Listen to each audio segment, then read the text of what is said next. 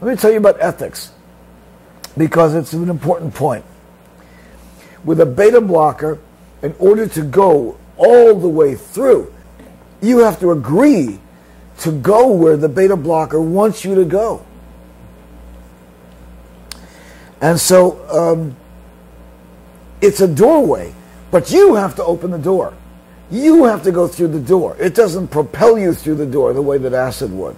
But it is true that it looks to be like it's an amazing instant pill.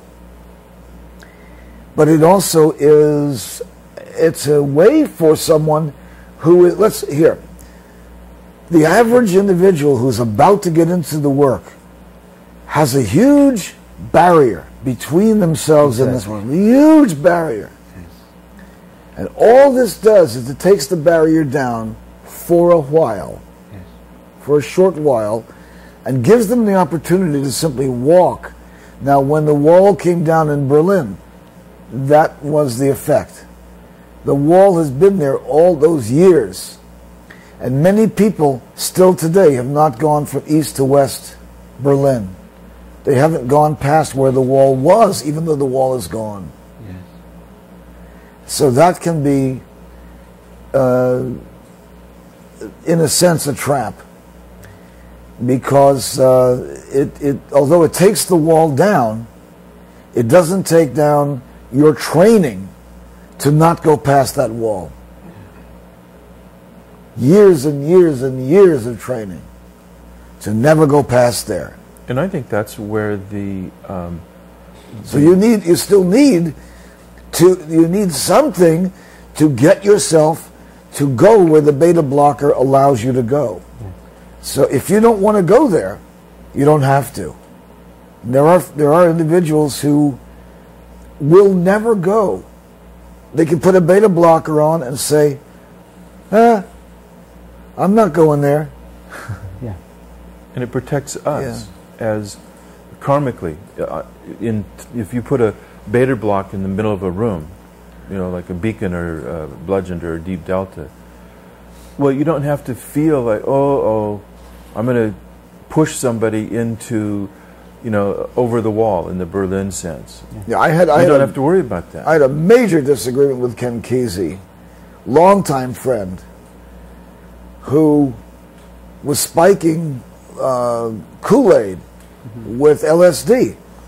And I said, you know, that is not okay. You're not even telling them that you're spiking it, let alone that you're doing it and giving it. You're not even telling them that. They have no idea what's happening. They think they're going crazy. They don't know what's happening or why it's happening. That's not okay. You've got to warn them. And he did, for years he didn't want to. He wanted to surprise people with this. That's a terrible surprise. They need a warning. And something that we were concerned about when we first started using these is that there were people who were going to be affected without knowing they were going to be affected.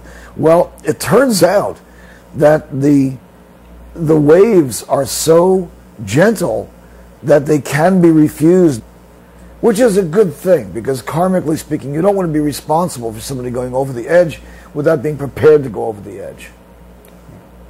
Yeah, he babysit one bad acid trip, and that's enough to... Oh, yeah. Yeah, we knew the people who did. Reb Zalman Schachter, Shalomi, was one of those who babysat people who were having bad trips at Millbrook. And that can be very bad. I was next door. I had a classroom next door to Richard Alpert. His biggest concern was turning people on who didn't want to be turned on. He did not want that karma. Oh yeah, he's known as Ramdas now. Richard Alpert, I knew him as Richard Alpert.